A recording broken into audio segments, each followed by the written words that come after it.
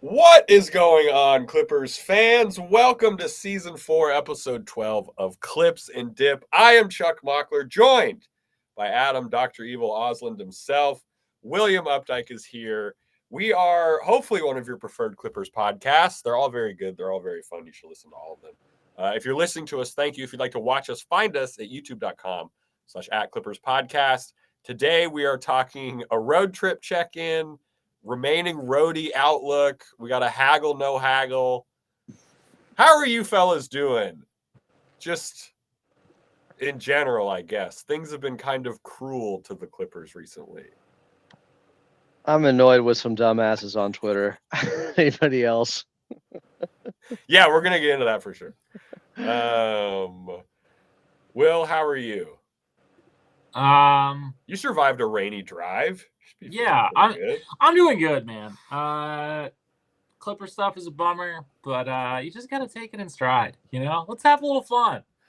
Yeah, we are fully now at the Take it in stride is the t-shirt. Yeah, very long acrostic that have to come up for that one. Sanders time, baby. The Colonel. Oh man, is that Kobe's nickname? He's cooking out there. No, I don't know if we can call him the Colonel. We are going to talk about Kobe Sanders. For those of you who missed it, but for some reason watch a Clippers podcast, some things have happened since we were last all three together. We're 4-10. Derrick Jones Jr. is out 6 weeks. Kawhi hasn't played on the road trip yet and isn't certain to return by the end of the trip. And the Clippers had 2 buzzer-beating losses on a back-to-back. So things, I feel a bit. And some sham reffing. Some horrible reffing. That was horrible. The NBA agrees. Control. Yeah, I know. I'm like, great. The 2-minute report vindicates my feelings. The thing is, they get graded on this stuff, and I would rather have them admit they get a call wrong, even if there's nothing you can do about it later for accountability reasons. Yeah, I would rather have that. There's they should have to wear a nice cone shaming the next game. Yeah, they have to wear a cone of shame the following Well, they won't game. make the playoff paychecks if guys get enough of these bad marks, so it matters. Whichever ref had the worst mark should have to wear same ref uniform, but it's just pea yellow. It's just like a horrible shade of yellow to be like, oh, that's the guy who's on a warning. Like a Lakers jersey. Yeah, exactly. Well, it would look a lot like a Lakers jersey. Yeah, we're right there already. So there's obviously a lot of bad things happening with the Clippers. Things aren't going well. There's a couple positives, right? Yes. There's a couple. There is one pretty big positive that is being overlooked right now, understandably, because they've lost 8 of their last 9 games. But Kobe Sanders has been awesome. He's been amazing. He's been great. What did you call him on Twitter? I don't know, Will, if you've heard this, but I think you will agree with it. The 6'7" TJ McConnell. Yeah, baby. Now walk us through that, because if TJ McConnell was 6'7", he'd probably be a much better player and average more than 8 points per game in his NBA career. TJ McConnell was 6'7", he'd be very good. If you look at his posture and the way he hunches over and his gait when he runs with the ball, you could see a little bit of shades of TJ McConnell, and then also just effort, intangibles, that rebound that we thought was going to lead to him taking free throws. Instead, it goes to Andre Drummond making it a 4-point game, and we thought Kobe Sanders might tie the game. His shot form even looks kind of similar. He's unafraid. He's making winning plays out there. He looks mature. I love what I'm seeing. He looks mature, and you mentioned the Andre Drummond rebound. He also had a board late. He was going for an offensive board late against the I think it was the Sixers. And it caused them to have to, prevent him from getting it, and they knocked it out of bounds. So the Clippers got an extra possession from that too. So he's doing the little things that this team desperately needs. Even Harden getting that second 3 after he should have got the foul in the first one, that was because of Kobe Sanders knocking the ball out. Yes. So our question to you, Will, is when are you getting a Kobe Sanders jersey? Well, as you both know, I have so many jerseys. It's going to be difficult to make room. Yeah. Fans of the pod know that of Updike's jersey prowess. Prolific jersey owner, William Updike.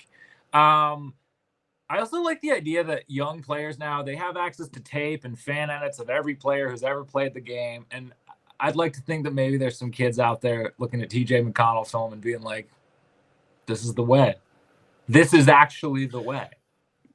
They would be smart to. You have a better chance of, like, say what you will. I think that would prove a lot of kids, especially. Yeah, that would help a lot of kids. I'm not shitting on TJ McConnell. This is a compliment. I'm giving a compliment. No, I agree. That's how you make McConnell it in the NBA. Is good. Yeah, he's a good player. That's how you make it. Look at what he did in that playoff run last year. Yeah. You remember that play where he cooked SGA multiple times in the finals? He's a lunatic. He's the kind of guy. You need a guy like that. Yeah, but that's the kind of guy that, like, if you want to be a pro basketball player, not a star, that's one of the guys on the list of, like, here's how to play professional basketball. Be in the right spot, do your job.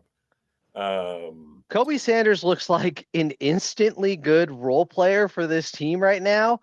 I will say this, though. Does say something about our depth, but he has to keep shooting from the outside. If the threes start to fall off, then you're in trouble. Yeah. But he's not a great athlete like TJ McConnell, but tries really hard on defense, and it's good enough because of that. Like, he's doing so many things well right now.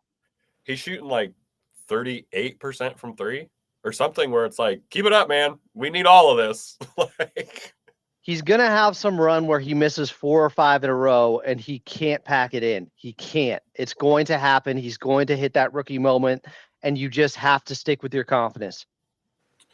Are you surprised, I guess, like, Will, I was surprised to see, not that I hold Cam Christie in some kind of like, oh, why isn't he getting playtime? But it's kind of like, I don't know, I didn't think at the beginning of the season, even like 2 weeks ago, that Kobe Sanders would be kind of firmly ahead of Cam Christie. Eclipsing him in the rotation? Pretty, but I mean, I should have. You know how much I study up on draft stuff and how much college basketball I watch. Yeah. I should have known better. Talk myself out of it. You want the tournament to be 124. No, I mean, like, it's a huge surprise. And honestly, like, we just need him to be some type of serviceable rotation player, and it would be an absolute home run for this organization in terms of, what we've had to deal with draft capability wise. And we've talked about this before when young guys kind of pop. Like, I mean, you can't pack it in yet on this season, but like, if you want to have any chance of like extending a run, you have to get some of these guys to hit. And it sucks that they're coming to you in the second round. And, this league is already so over scouted. But when you find a guy like this, to Adam's point, like, you have to give them the confidence. You have to instill the confidence in them to be able to go through the slumps and, just hope that you can come out on the other end with some type of like rotation player. Because that's all that we need right now. He doesn't even have to turn into a star of some sort. Yeah. Be a $10 million a year guy. Be TJ McConnell. Like, that would, are you kidding me? I would be ecstatic if we somehow drafted TJ McConnell. Look, considering how good he's been so far, the floor might be pretty high, and who knows about the ceiling. Like, I just don't want to get too ahead of myself. No, dude, now's the time. We're 4-10, bro. Get too ahead of yourself. Who cares? Be excited about Kobe Sanders. Look, the key is he has to keep knocking down threes. All the little intangible stuff, I think, is there. Like, I'm not that worried about it. That's innate. But if he can knock down threes and keep up the confidence he's shown so far, we're in business. Yeah, we're in the business of Kobe Sanders. Does he have a nickname? Where are we at with that? He does foul a lot, but that feels like a rookie issue versus like an Alex Len issue. Yeah, he's not like he has to try really hard on defense to keep up with guys, but he's doing it just like TJ. Maybe he's the Sandman. He's putting teams to sleep, yo. Kobe Sanders. Putting teams to sleep. We got Sandman on there. I'm not mad at that. Did he have a nickname in college or anything? I'll tell you what. You know what's a difficult name to Google because they're not quite famous yet? Kobe Sanders. You get a lot of. Did you mean Deion Sanders? Did you mean Kobe Bryant? No, I didn't. I meant Kobe Sanders. His He does not have a nickname on his basketball reference page. He does have a picture, which is pretty good. What if we call him the one-man wolf pack because he played at Nevada? I mean, I'm not mad at that. Okay, the AI overview that I didn't want to use says his nicknames are 3 and K3. That's not cutting it. Pot pie. Pot pie? I like pot pie. What Pot pie worries would be me a is great nickname. he only shot 33% from 3 in college. So I am a Right. little suspect of like, is this going to turn into a pumpkin? His outside shooting, his shot looks good. He's letting them It's because those fly. shots, they were too close to the basket. He was prepping for NBA. Yeah. Look, NBA 3 length. So Yeah. I expect it to improve. Well, to that point too, like you mentioned, the athleticism's not, doesn't fly off the page or anything like that. But in practice, the coaching staff is seeing him hit shots. I would assume that's why he gets the start and roll. Like he's not clanging it, and then they're like, "Go for it, Kobe." He must have wowed them to get playing time like this and be a starter in practice. He must have done stuff. He must have been hitting everything, making all the right plays. He's not making mistakes out there, really. Like, I don't know. This has been a revelation. This is really encouraging. Yeah, Glad we started with the positive. It's pretty much all positives. There's only one or and a half negative things we're going to talk about. There's only 10 negative things. There 10 losses. There's no yeah. We're going to pick each thing for every loss. Another positive thing. Actually, maybe this isn't a the show. Didn't even. All right, Chuck. We're gonna need you. You're gonna have to run that one back again. You're gonna have to translate robot breaking down. Oh man, old internet issues. There's too much positivity. It's breaking down the stream. They want us to get negative on this. Yeah, they're not recognizing a Clippers stream right now because there's so much positive talk. It doesn't make sense. It's making it malfunction. They want to keep us down, but you know what? We refuse. This Clippers team, 4-10 so far, Will. I do think we have to at some point maybe get into the negatives. They do at least look like they're playing much harder the last 3 games. Like it is more of a talent issue all of a sudden, which is what you would expect with so many guys out, and not they're playing below their abilities like we saw the first 5-6 games. I mean, we just my God. There's double Chuck on the stream. Chuck. One had to go. I don't know that this is the real Chuck that's still on the stream. Ask me a question only real Chuck would know. I think though, last season even, it's gonna be these early games when they were at full talent and didn't have that sort of effort that are really gonna bite them in the ass. I can live with losing a bunch of close games when we're shorthanded, but the fight is still in there. And yeah, those are gonna be a coin flip. And as the under-talented team, not for lack of trying, you're going to lose a lot of those games. And I think that would be, and that's going to be fine. I can live with that. It's just a bummer that they already dug themselves such a hole before even getting to that scenario. Because now you play 500 ball, you still got a pretty long ways to go to get into the black there. Yeah, you play 500 ball from here out, we're still 6 games under 500 at the end of the year. Yeah, the last 2 games aren't the ones we're necessarily blaming them for. It's games earlier in the season when they had Kawhi in there. Literally game 1. That's the only one you blame him for? Yeah, that was a sham mockery. I think that was a good point, kind of, because this was on the positives list, on the breakdown. The team has not quit on Ty Lue. Yeah, I'm so sick of people saying that. It's like, oh, they don't care. They quit. It's like they were down 24 in Boston and kept playing. That was the time to quit and just get ready for the next game. Like, come on. If they were quitting, then we would have just seen it. Yeah, and there's not even enough healthy guys to quit, if that makes sense. Like everyone on the team needs this in some other sense or another. Like no one's going to be like, oh, you were on that Clippers team that underachieved and you got a little extra playing time and you quit on the coach. Very cool. That benefits nobody on the team to quit. I would still defensively. It's been better the last 3 games. I think they're 16th defensively. Let's But- go. Bro, hell Below yeah, average? baby.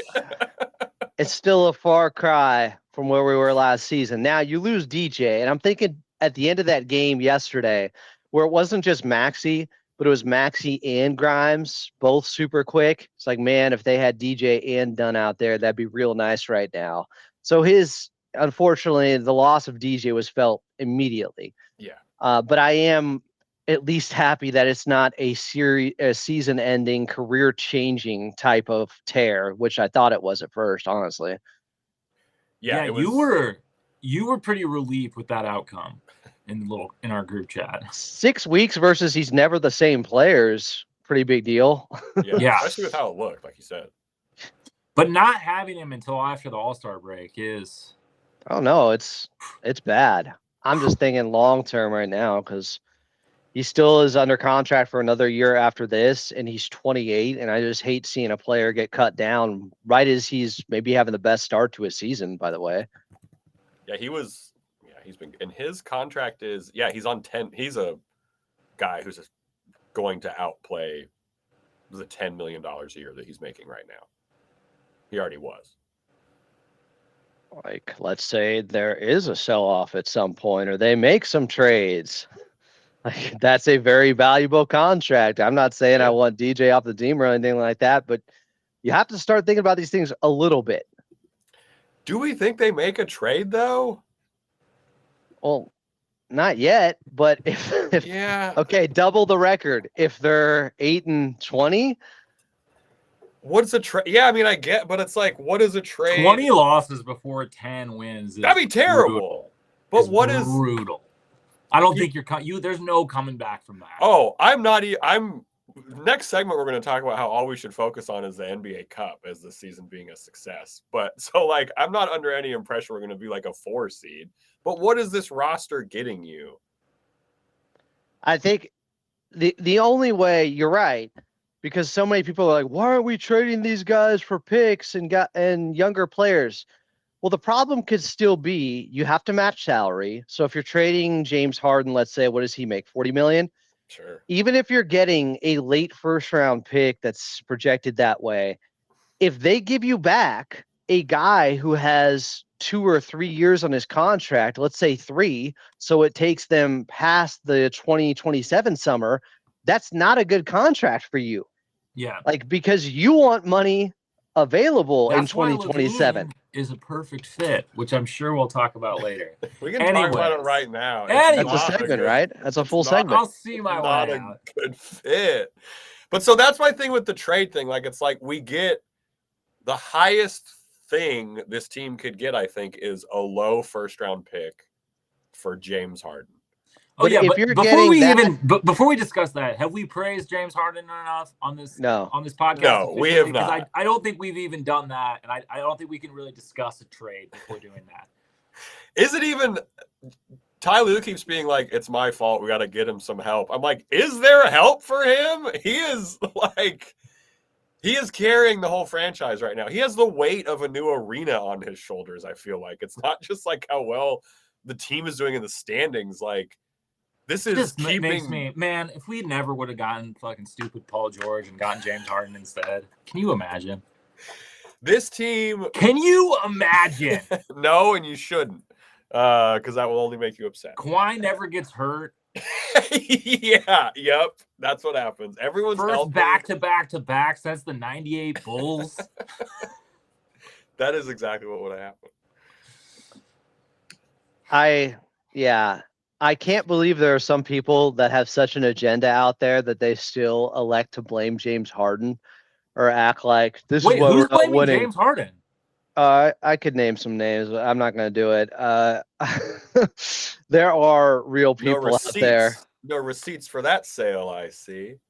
Yeah, it's the season, guys. This is well, there will be a lot of receipts being used after some bad gifts coming up for Christmas. I'm trying to be on the nice list, so I'm not going to pull any receipts. It's not even January. You don't have to be a new you yet. Get back to your old ways. You haven't even purchased a truck on when the time to buy a car? New Year's? What was the Adam just car buying tip for the real people one? who have an agenda either because they took Russ over James Harden or because they just think James Harden plays too much ISO ball, like they have better options right now for running the Who offense. should he pass to? Like they're 16 points better per 100 possessions when he's on the floor on offense than without him. Like it's insane.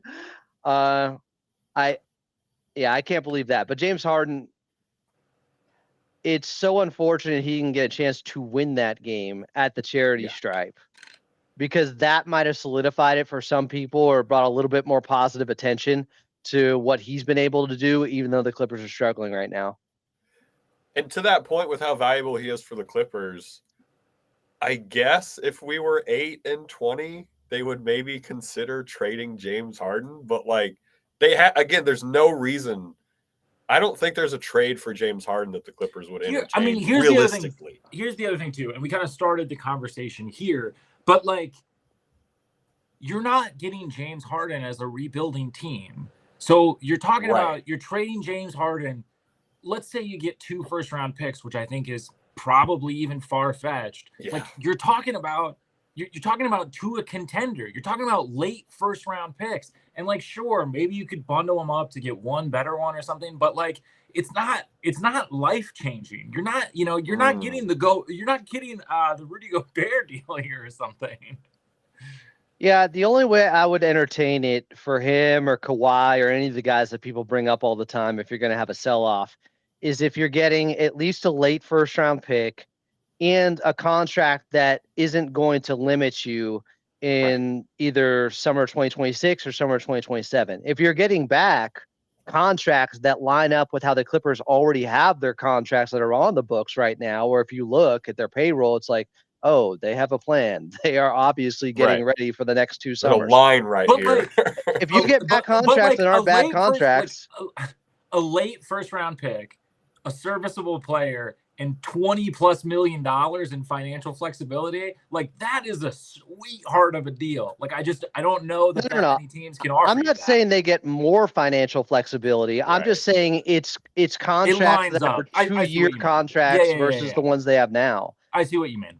As long as it doesn't hurt their plans for the future, I'm fine with it if things really go off the rails here. Yeah. But we'll see. And then everybody else you look at James Harden, other than Zoo, the most valuable trade piece the Clippers have, which I don't think that would happen. He is the 4th best player on the team, but to some. To the head coach. Let's say, Coach Lou could have been talking about on the offensive side of the ball. he really could have been. I'd still put Zoo 3rd. No. But he's talking about game planning and who's going to have the ball in their hands. Like I could see how you would think that's a guard and not a center. Okay. Like you have to worry more about like when you're aligning your offense, you're not as worried about the center position. Well, it's because they don't let Zoo handle the ball and shoot threes. Another thing we can talk. No, I'm just kidding. I have not gone that crazy yet. But okay, so after Zoo and Harden, 2nd-round picks, like for what is on the roster, like what would this team get with a fire sale? You mean, what do they trade outside of James? And like say you get past that, you've got a couple of late first-round picks. Then what else? What is the rest of this fire sale for all of these players that every other team wants so badly from the Adam mentioned DJ, Clippers. And I think if he returns, that's interesting. You could offload some salary with that. He makes $10 million a year, though. Like I know, but it's not that long of a contract. Yeah. So the team would have to be willing to re-sign him, which I think most teams would be. Right. So why not keep the guy who's cheap? He's only $10 million a year, like for now. But if you are in a total, if you're saying it's a totally lost season, that's how people are acting, which I'm not, is what I'm saying. No. I'm saying hypothetically, if you get to that point. Mm-hmm. Let's say we all agree, okay, they're not going anywhere. It's over. Not even the cut. And at what point would that be? Are we saying 8-20 or is it before that? 20 losses before 10 wins is absolutely brutal, over. Man. It's absolutely over. Yeah, if it's 8-20 and you Yeah. still have like significant injuries going on, or there's another bad, Even I if don't you're know. healthy, even if you're fully healthy, Healthy, it'd be worse. If Brad Beal somehow re-enters the lineup, but we're 8-20, guys should be able to wear jeans on the court if they want. Well, that is one thing I will say Coach Lou has slipped on is letting the guys wear jeans. The fellas have been clamoring to hoop in jeans. Sorry, Adam, to your point. If a contender comes along and you're near the trade deadline, let's put it near the trade deadline. Whatever record it is at that point, around there, where you're like, there's no coming back. 8-36 or whatever it would be. So Or do maybe you think, it's like, how far below 18 and 500 is that 20. at the trade deadline, do you think? I don't know how many. I mean, you're 70% of the season in at the trade deadline. Yeah. Let's call it 60 games. If you're 3 games below 500? And I mean, you got to see the standings. But right. I think standings. Let's just That's a say, great point. Yeah. Out of the play. Who cares? The point is, we all agree at that time it's cooked. Whatever the record is to get us to that point, let's say we're there. Right. And a contender could come along that needs point of attack defense, that has seen DJ, that knows he's not a complete rental because you got him next year too. They might offer you something decent, draft compensation wise. He does have a 6-week injury on his resume now, which sucks. For that, but at that point, we expect him to be back. Right. Around the trade deadline. Yeah, this is assuming that he's back. Yeah, because it's a trade deadline. And nothing else goes wrong. Why would you say that?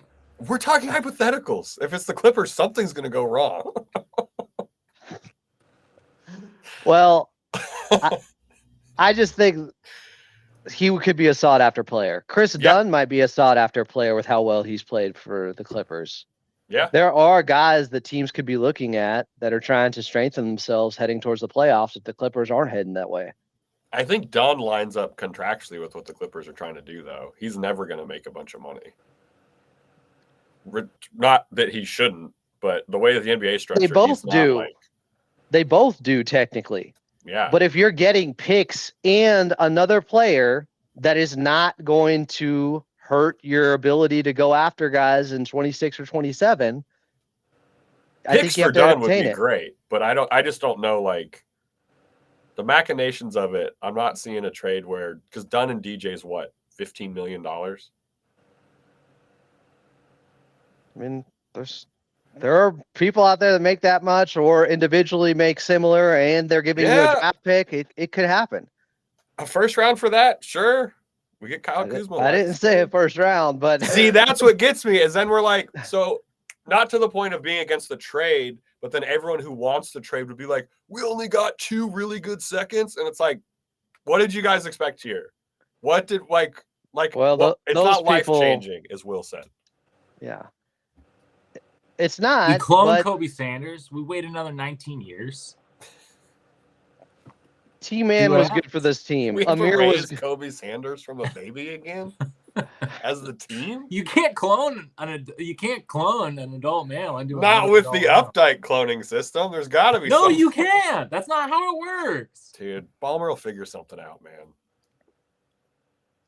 But they could wait till this summer, like whatever. They could reevaluate then. Yeah, that makes I think waiting till the summer is the most likely outcome. Should they go 4-78 or whatever we're predicting? I don't expect things to be that bad with how they played the last 3 games. If they can get Kawhi back and they continue to play this hard, they should be all right. They should be all right. And I think that the one trade that I'm incredibly against too is the trade to like try and refortify. Like where it's like, we'll just try and make some trades to get better. And it's like, well, that's not out there. Get Anthony Davis. Yeah. Oh my God. Just what Clippers fans want. One thing, and I do think this is a positive too, is like they have stayed pretty steadfast, the front office, in their long-term vision. And we have seen the front office do about faces before, but it doesn't seem to be on this. Like they are looking at the long view of this. And so I do think that is another positive, that even if everything does go to crap, they're not going to they're not going to be cornered in a position where they're Can't going to be. try to like do something crazy to salvage No. this season or something, because there's no pressure to, like, that, they have the long view in sight. They're not. And that's a positive. Yeah, they're Green Day on Dookie in the long view. They are not going to quadruple or whatever, double down at this point in this era again. I think this is the end. Right. They've been here. Like, we've seen. And it's funny, too, because, like, you go all in, and then what? We're still clawing out of whatever mess we're in right now. Look, if they get a guy and it's a rental and it doesn't hurt anything, okay, but that seems pretty unrealistic. That was kind of Bradley Beal, too. Yeah. And if we give OKC a lottery pick, it's over for the league anyways. Who cares?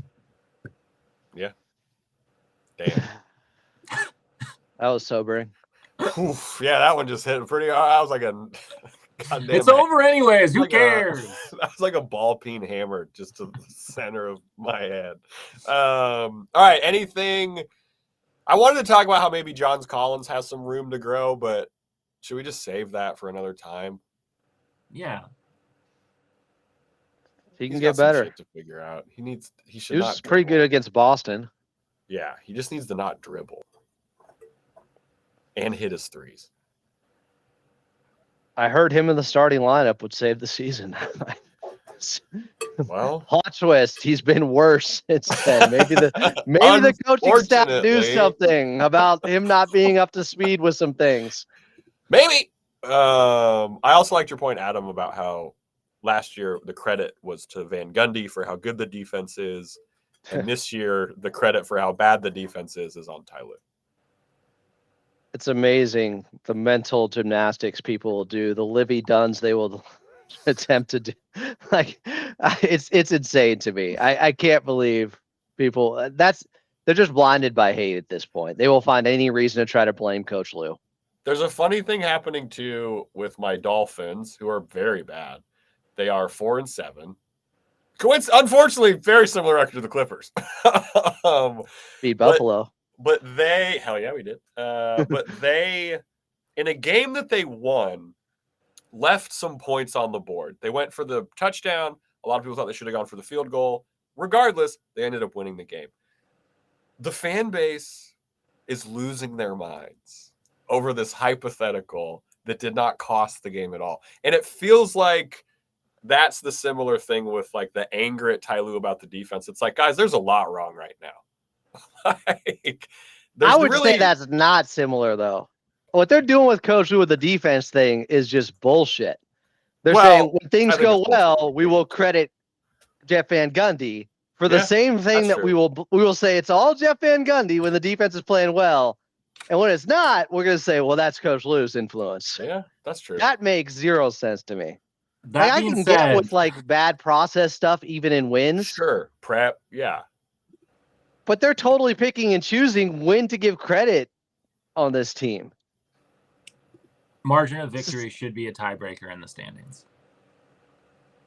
It is for the Emirates Cup. Yeah, that's not helping it. Unless you go to overtime like we did. Should be regular season.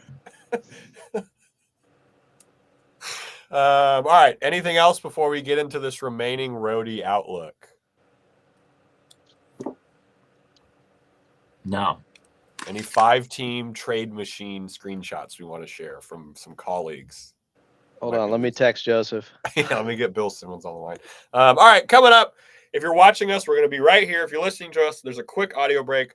We're going to be talking the remaining roadie outlook and then a haggle, no haggle. Coming up after these messages in 3, 2, 1. All right, welcome back into Clips and Dip. We talked about some positives. I know that things look bleak at times, but there are some positives going on. However, we got to look ahead to this remaining road trip. Got about 4 games left. Got the Magic, Hornets, Cavs back-to-back, and then to the Lakers, which, is it a home game? Is it a away game? Who really knows? But update on the roadie. What are we now, 1-2? Yeah. We're 1-2. We lost a back-to-back by 6 points over 48 hours.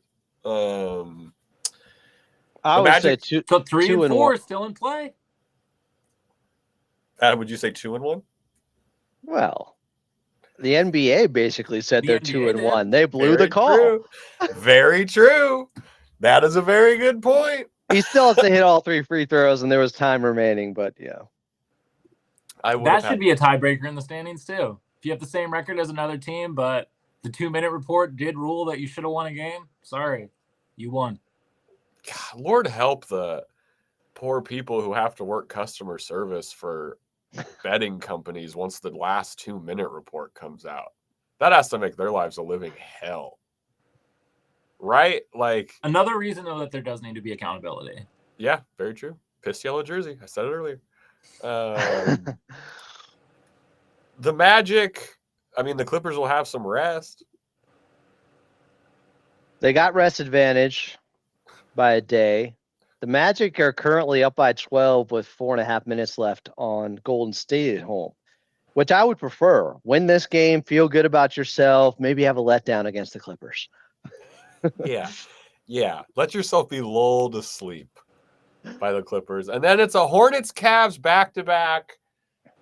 Do we think Kawhi plays any of these games? We've only kind of talked about that. If I had to traveled. guess, I would say yes. I think he ends up playing a game before the road trip is over. It's probably one of the back-to-back ones. Does that count if it's the Lakers? Does that statement hold true if it's the Lakers? That's a road game. What's it say League on game, Smokey. Yeah, I think the game out of this last 4 that I care about the most is the Lakers game because it's the NBA Cup. I care about it the most, but not because of the Cup. Well, haggle, no haggle, Adam. Will and I talked about this on the stream a little bit. Let's just go all out for the NBA Cup. Yes, we should try and win as many games as possible, but this is the most important part of the season. The thinking man's Larry The O.B. thinking man's championship. There's point differential. How does that even work? You really got to think to win the NBA Cup. Haggle, no haggle. Hard haggle. There's a lot of things Capital H. that I like about the modern NBA and some of the stuff that Adam Silver has done. I think the play-in is interesting and leads to more intrigue and hopefully less tanking at the end of the year. I'm not on board with the Cup so far, only because for teams like the Clippers specifically, nothing good happens for you if you win the Cup. They just say, oh, they got a Cup, but they never win a Larry O.B. Like, you just get made fun of more. Kobe Sanders gets 100K. Who gets 100K? Kobe Like, Sanders. if they're in it, I will hype it up and act like I didn't say this. But I know the outcome of them winning this tournament, and it's just everybody making fun of them for having not won a championship before, a real championship. I mean, they made fun of the Lakers for winning it, and LeBron like spraying champagne in the locker room. It did look kind of silly. Yeah. I'll take it. What do you think they're going to do to the Clippers? I don't care. They do it anyway. They clowned on us when we got the newest arena in sports. Like, but if you get a real ring, I know they would shift to, well, get on our level. If you're Lakers fans, you still got it. You're 16 or 17 behind. They push the goalpost, but this it's not would like just they have be a chance to win a ring this year. I'm not saying forego this very good chance at winning the Larry O.B. that they have. You're not. I'm not. I'm not into the Cup thing yet. The Cup play. I like the courts, but I don't know what it means to win it. I don't see the significance, and I just see another angle to make fun of. Like, yes, they do it anyways. They will do it even more, and I would like less of it. But also, it doesn't even count for a game. You don't get the win the last. They really need to change the reward ridiculous. here. They really need to change the reward. Yeah, that part's bullshit. Yeah, it should, and like the stats don't exist. No, that's play-in stats. These stats don't exist either. Really? They don't add to your regular season total. They stay there. They're gonna hose Kobe Sanders on his 100-point game, right? Maybe I am anti. First one to do it. No, I'm not. We got to lock in. That was quick. That was real quick. I looked and I said, nope, we got to lock in. We're in second too. Cup season, baby. It's Cup season, dude. We're in second in West Group B. Man, if we get a win over the Lakers, we're right there, dude. See, I just want to beat the Lakers, period. I would love that. LeBron will be back, probably. He's back tonight, so yeah. That's sciatica. It can flare up. The silent killer. The White Death. Yeah, so we're 1-2 on the road trip. 4 more games. What were our predictions again? We predicted I think 2-5. We're 1-2 right now. We're one. It certainly is. I think I had 3 and 4. You were more pessimistic, actually, from what I remember correctly, than Will and I think. But I said 3 and 4. 3 was the best they could possibly do. Yeah. Okay. So we're at 3 and 4 territory. We're right there. We're halfway to 4. Looking at the schedule, Magic, we're splitting that back to back, and we beat the Lakers. We're right there. Does it have to be a split on the back-to-back?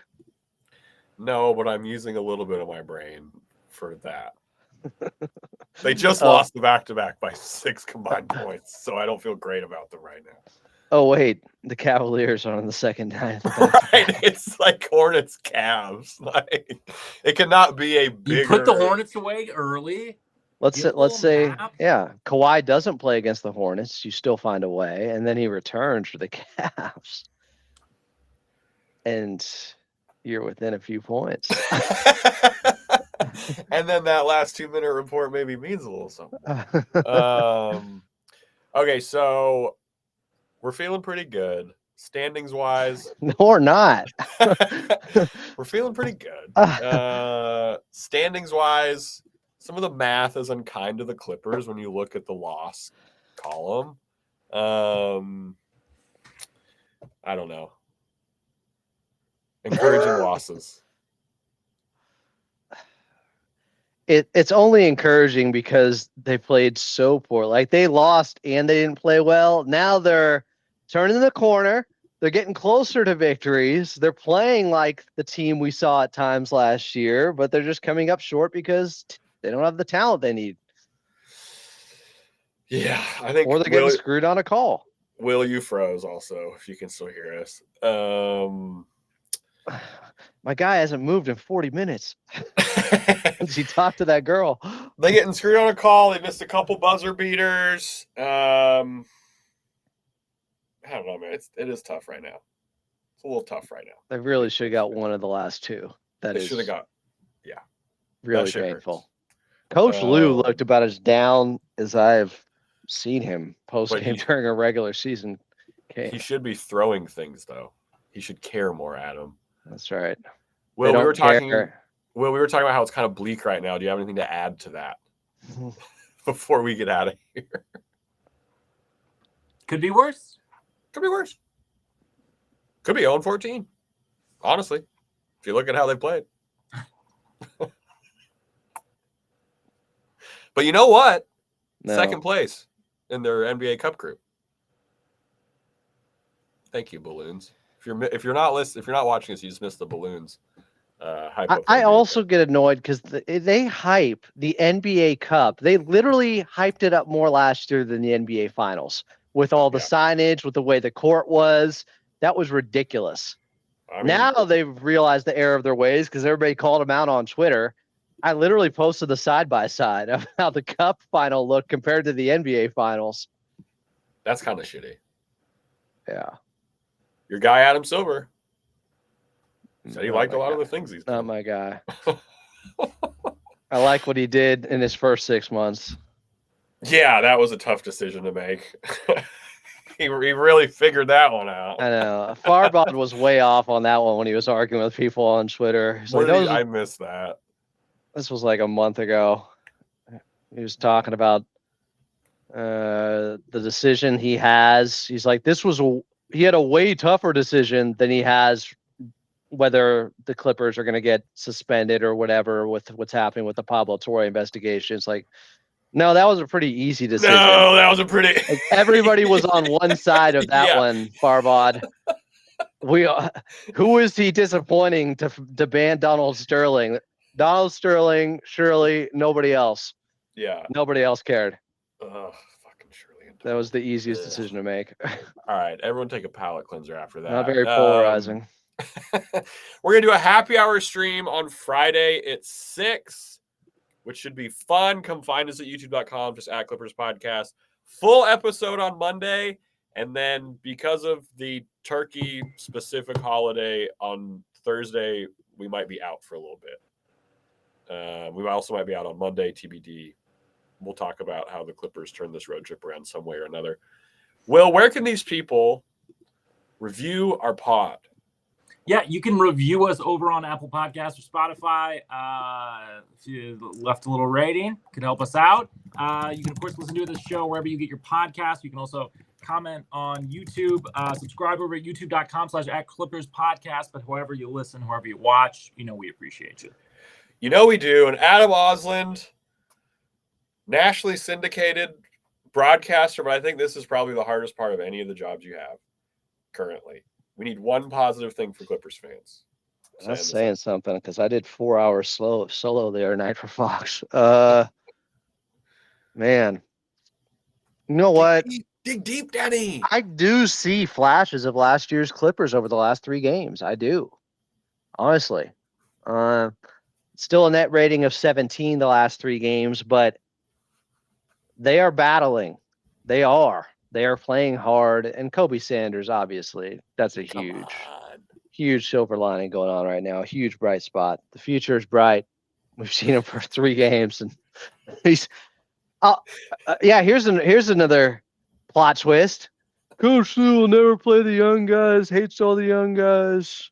It's like, well, Kobe Sanders is starting. Like, he didn't have to start. He could have started Batum. He could have played somebody else. Like, he's been playing Cam before it was cool. I think this team is still desperately trying to win the last 3 games. That's what I saw out there. They came up short in 2 of them. Should have only been 1, but I can get behind a team that plays as hard as they can and leaves everything out there. That's what I need to see. There we go. Perfect. Let's hope we see it, against the Lakers in the NBA Cup. All right, we will be back with y'all in a couple of days. Thank you for hanging out. I have been Chuck Mockler, and as always, let's go Clips.